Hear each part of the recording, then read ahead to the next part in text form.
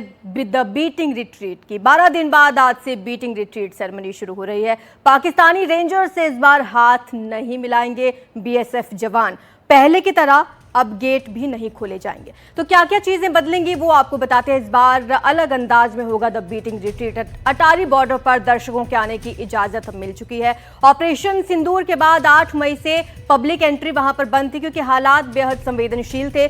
यहां हर दिन शाम को भारी तादाद में दर्शक पहुंचा करते थे। अब आज एक बार फिर से दर्शक यहां पर पहुंचेंगे। आपको बता दें कि 12 दिन बाद अब बीटिंग रिट्रीट सेरेमनी एक बार फिर से शुरू हो रही है। 12 दिन बाद धीरे धीरे चीजें नॉर्मल हो रही हैं, लेकिन यहां पर कुछ चीजें ऐसी हैं जो अलग होंगी। ऑपरेशन सिंदूर के बाद 8 मई से ही पब्लिक एंट्री यहां पर बंद कर दी गई थी क्योंकि हालात हम सब ने जाना कि कितने संवेदनशील थे। अब यहां हर दिन शाम को जो भारी तादाद में दर्शक पहुंचा करते थे द बीटिंग रिट्रीट सेरेमनी को देखने के लिए, आज से एक बार फिर से भारी तादाद में दर्शक यहां पर पहुंचेंगे, इस सेरेमनी का हिस्सा बनेंगे। हमारे सहयोगी उमा शंकर सिंह हमारे साथ जुड़ रहे हैं। उमा, आज का दिन खास है क्योंकि आखिरकार इतने दिनों के बाद भारतीय दर्शक वहां पर इस सेरेमनी का हिस्सा बन पाएंगे।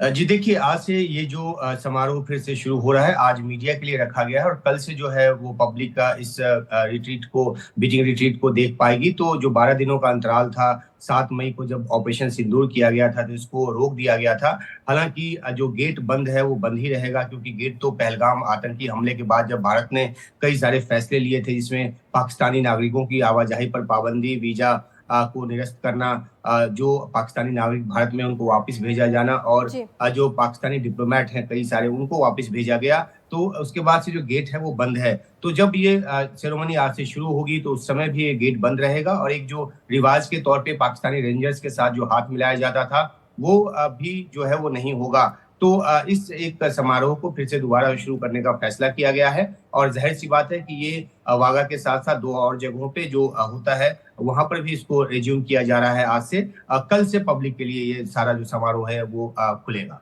बिल्कुल उमा, हमारे लिए खास इसलिए है क्योंकि पब्लिक एक बार फिर से इस सेरेमनी का हिस्सा बन पाएगी और भारत के शौर्य को करीब से देख पाएगी। लेकिन बड़ी बात यह है कि भारत का रुख सख्त है। जी बिल्कुल, भारत का रुख सख्त है। जैसा कि हमने अपने दर्शकों को बताया कि जिस तरह से वाघा अटारी बॉर्डर को एक तरह से भारत और पाकिस्तान के बीच आवाजाही के लिए पूरी तरह से बंद कर दिया गया है।